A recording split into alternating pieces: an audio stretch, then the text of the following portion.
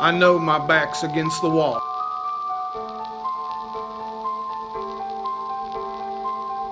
How can you zero in the first tournament and not feel pressure? But I've got a second chance. Now it's time to focus and make up ground.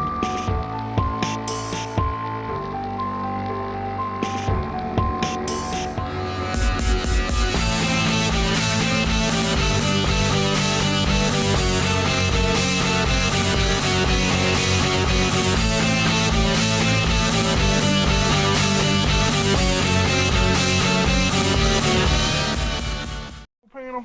See, like here. Uh-oh. That looks like a decent one. He might be a keeper. He's short.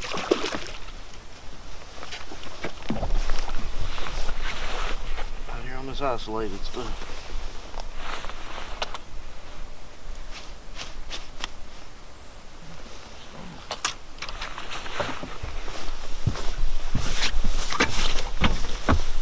Not very big, but first one of practice here at Dale Hollow.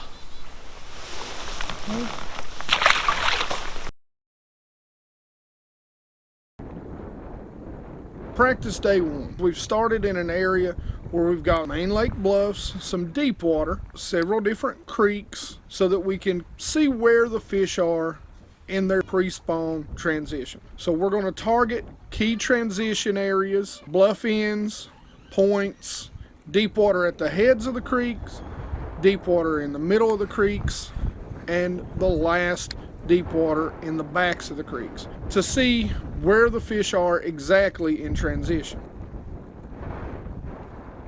Oh, there's one. Yep.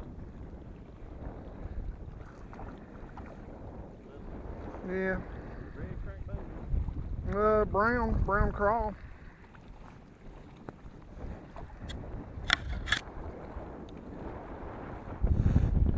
He hit out here though. Yeah, I mean, he wouldn't.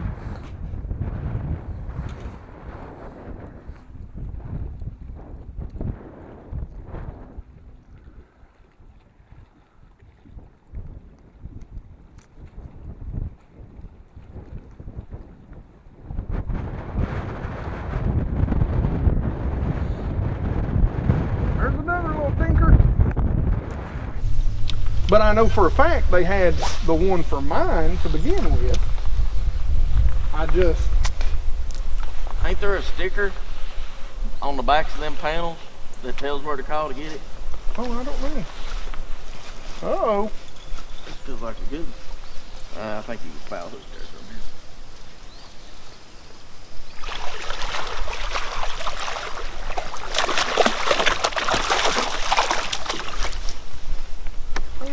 No, it ain't. I was getting ready to say, it ain't a spot. When I seen him jump out there for a second, it looked like his mouth was real small. That one might be.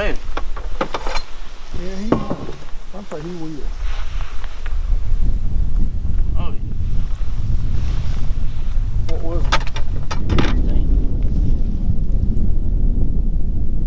Not a bad fish. I'll take 5 of them Saturday. Yeah, me too. Huh? I said, yeah, me too. Hell, as a matter of fact, I'll take one damn skinny smallmouth and 4 of them. You need to keep her out. I don't know, go on the other side, there's a lot of fish. Yeah, I need 2. I'll tell you that. The conditions for practice day one, we got a bluebird sky. It just came a decent little snowstorm, so a nice little cold front. It's cold today. I think the high is supposed to get up to somewhere around about 54 degrees. It was cold last night, and it's going to be cold tomorrow for day 2, but we're going to have a front moving in. It's going to be cloudy all day. Tail end of the high front here, as we go through, we're going to be in transition pretty much for the duration of practice. The water temps are anywhere, depending on what portion of the lake you're in, about 48 to 53 degrees. There's some pretty big swings in there.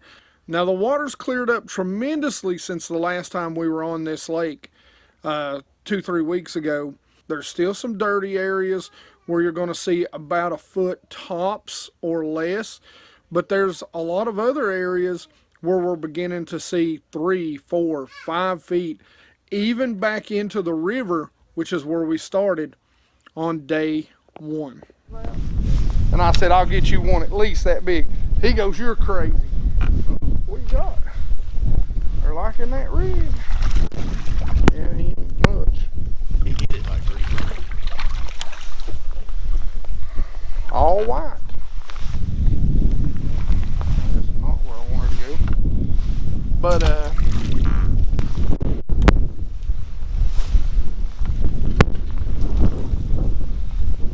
we was down in Loudon one year.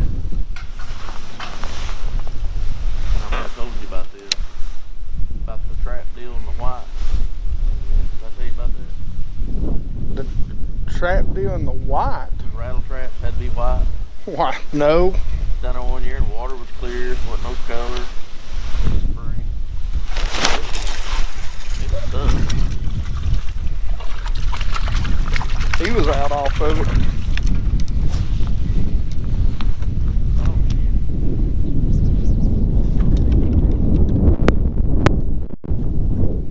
Anyway, Buster called me, man, they're freaking chewing on the trap. I tied me on a chrome trap, son. I went at it. I run 4 or 5 spots, could not get the freaking bit. He said, yeah, man, that'd actually be real good. I said, it'd be real good for your sponsors and stuff, you know. He does that 3 or 4 times a year. He'll Yeah. do a live stream on TikTok. Oh, there's one. People call it, send their messages to somebody sits in the back of the boat and reads the questions to him while he's fishing. He'll answer. Yeah.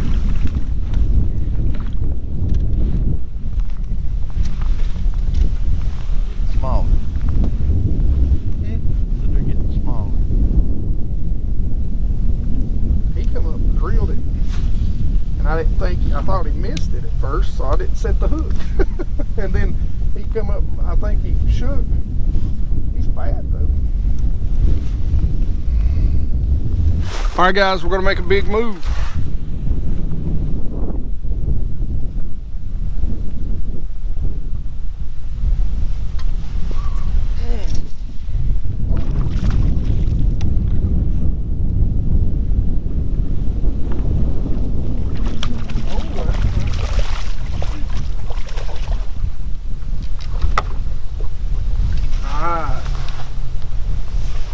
How thick his tail is. Look at that tail.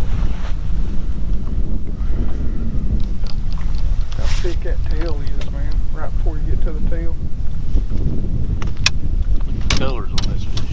Yeah, that's a pretty fish. Well, he's got something on his head, though. He's got yellow. Right here. Huh. That's from their hormones. From getting ready to spawn. Getting ready to spawn. They'll go away after spawn. Actually, I'm glad you did that because that's perfect timing. Hey guys, we just moved spots. So what we're doing is we're hitting kind of creek channel swings and little steeper stuff. We're flipping some brush on that, throwing a couple of different things right now. But day 1 so far, it's gone pretty good. We're catching a lot of fish. That's maybe the 3rd keeper. Tim shook one off earlier, so you know, I think it's probably just going to be a tournament about covering water. So let's get to it. I didn't mean to set the hook on that fish. That gone. I about went in. Is that Oh fish? boy, I missed him. I shook him off first, but he pulled down on me. Dude, he was a keeper at the fish.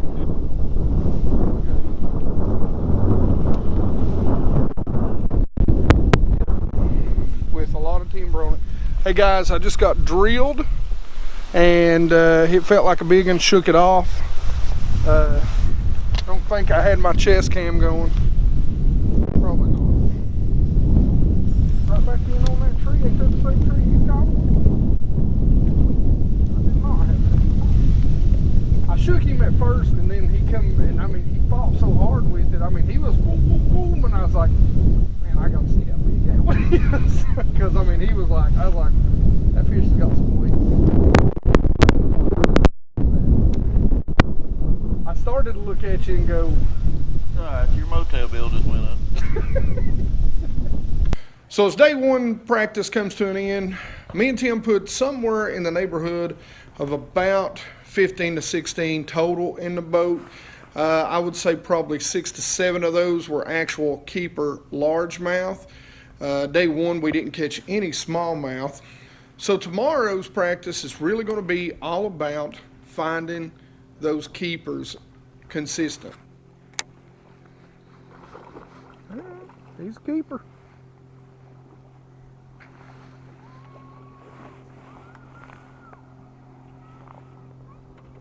That's good. I don't know, he ain't that long though, is he?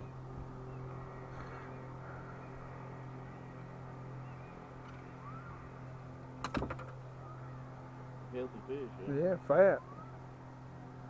Fatty boo batty.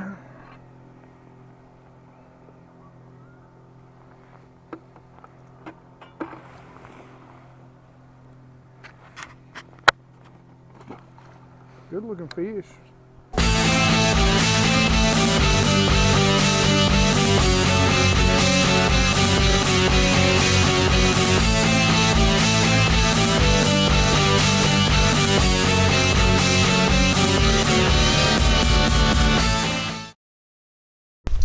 So we're out here practicing for day two. Again, ledge head, guys.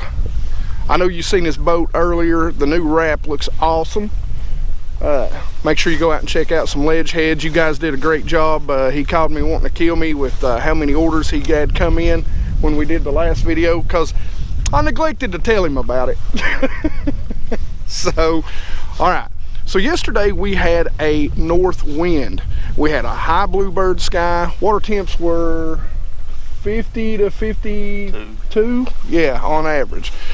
Today, as you can see, totally different. We've got a flat overcast sky. You know, it's been chilly. There's a cold front that's been moving through. It was like, got down to 28, 29 last night, I think. And same the night before, but it's really going to change the way these fish react. The watercolor, staying the muddy, depending on what area you are. We actually found some pockets up the river of some pretty clear water. A lot of the color's being flushed towards the lower end right now. Yeah, so you know, a lot of the mud that you've seen in the last video, it's kind of being flushed out. They are pulling water, but as you can see, they're almost ready, or they're almost down to what they consider, you know, normal spring levels. So they could stop doing that literally today, and the tournament tomorrow could be a total different situation than what we've even seen today or yesterday. Right now, day one, what we really did was kind of focused on creek channel swings, steep banks. It seemed like creek channel swings and big wood was the deal. We're going to see if that's the thing today. Let's go catch them. Chatterbait, but in the right situation. I know when a chatterbait should produce. You know what I'm saying? I know when a spinnerbait should produce. I know when a, oh damn. Fucking reaction, dude.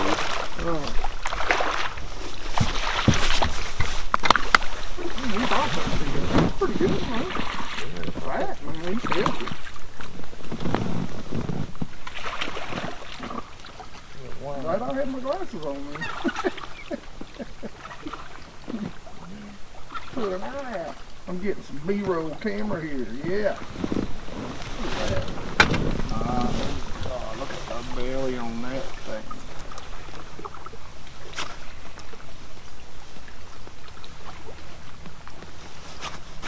She's ready to go. Look at that tail, boys. Jig stuck. Golly.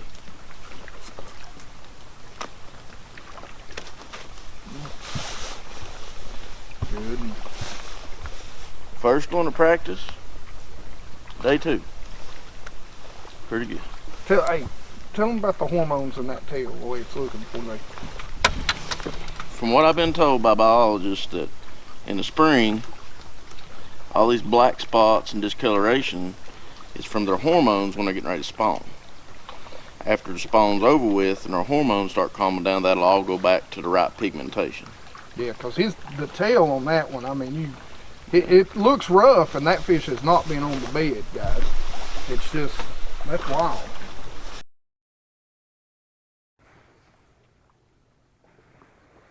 Thank you for calling customer service. Please wait while we connect you to the next available agent.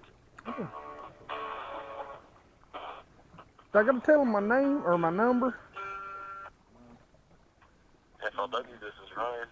Hey Ryan, I need to pre-register for the Mountain Division Dale Hollow What's tournament. your last name? You reckon the deal is a little more compact jig? Because that jig's not real. The jig I throwed last time was that little Cumberland jig. It's compact. I brought some little compact jigs with me I was going to try, but I seen you throwing that one yesterday, and I was like, well, I'm not going to rig it up. I'll throw my bug for now. And see what that does. He's laying on the log. Laying on that log? He's in that tree. That's what I said. You remember when we was up there, I said those trees are out farther from the bank.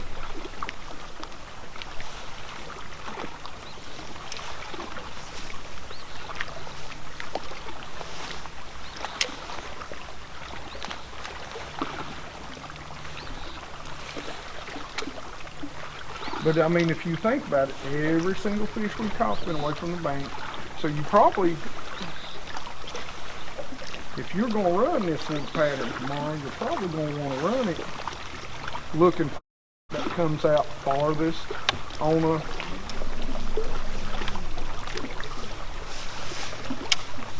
just comes out a little deeper, basically.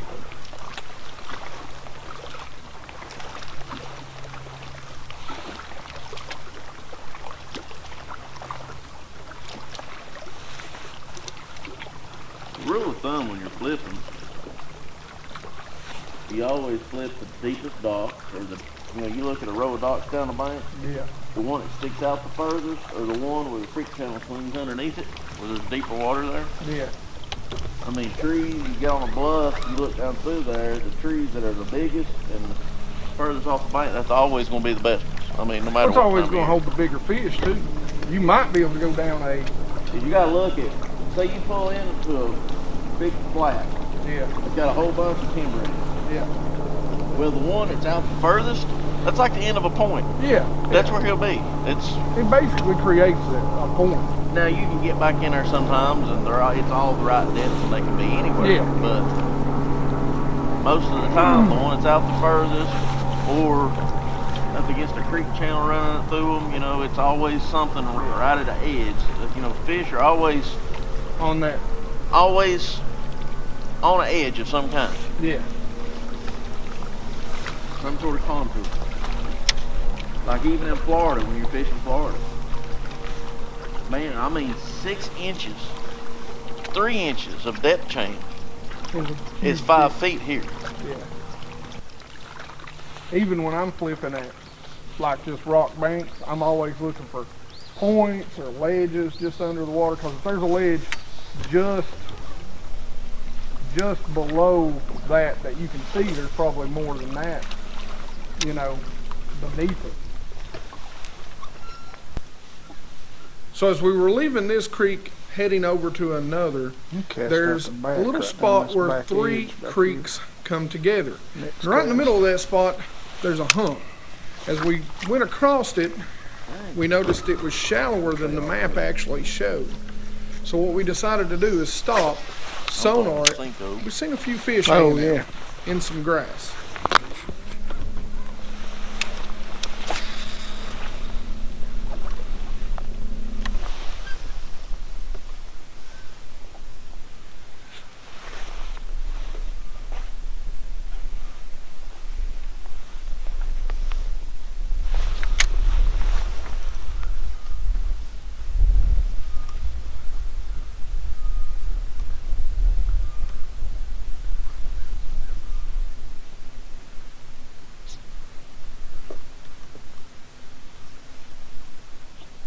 Water temperature back here.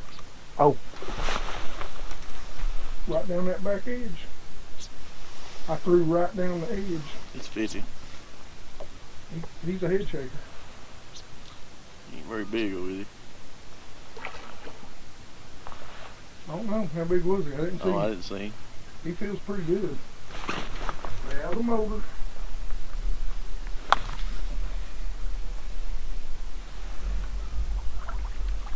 Oh, yeah. He's decent. He ain't bad. Oh, yeah.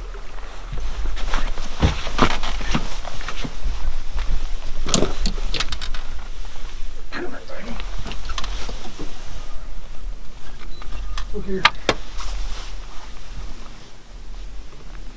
Shoot him. Right down the edge. Alright guys, there's a boat back here, so I don't want to show you too much, but... I'll back up just a little bit. Huh? Go back this way just a little bit. This way? Well, I'm just saying, you Oh, like this. can. Like that? Yeah, right there. But that's a solid. Yes.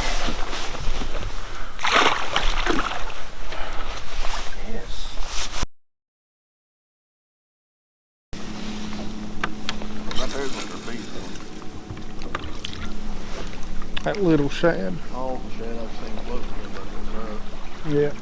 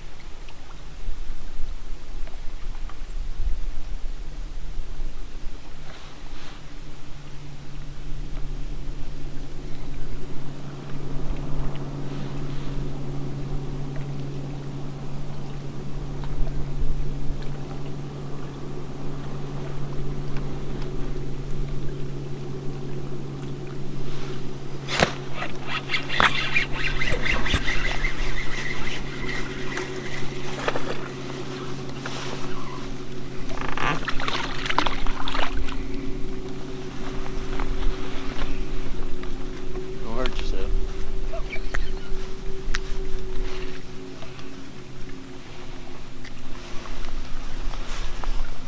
There's what the turd gets you, boys. Biggin'. Alright guys, so what we've been doing is we've been covering a lot of water, fishing a lot of different things. You know, we've kind of got a pattern going, you know, with the whole flipping bite. You know, that's hopefully going to put Tim some big ones in the boat tomorrow. You know, wood and steep banks. For me, it's going to be a little different. You know, I'm at the mercy of my boater, so we'll see what he's doing. Hopefully he's doing the same thing Tim's doing, because I feel like we can put some in the boat if that's the case. You know, we've done a little bit of everything. The one you seen me catch earlier was out deep. It was around the edge of some deep grass, and you know, we're just kind of searching areas out right now to see where we can get bit, and to see if that pattern kind of holds true in a couple of different other places. Anything you want to add? Nope, just need better bites. Yeah, better quality bites, you know, and that's why we're covering water, just trying to weed out maybe some other options that could be going on this time of year. But so far this seems to be the most consistent bite we've found. So as always with me and Tim, the last hour, the last day of practice, we found a secondary bite that may be better than the primary bite we had been on for the past 2 days. We found an Alabama rig bite around deeper water, but more of a sloping gravel style banks. You can see Tim catch one right here, and we actually had 2 more that we caught on areas just like this. And that pretty much put an end to day 2 practice.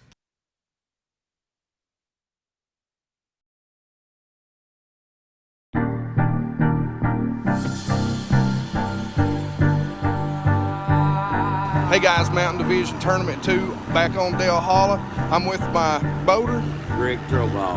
Greg Troball. Man, he's as cool as it gets. I'm telling you, be sure you get out. Be sure you fish as a co-angler. Get you a year or two under your belt. You get to meet awesome guys like this. He's jacked up. He got me jacked up. Let's go get him.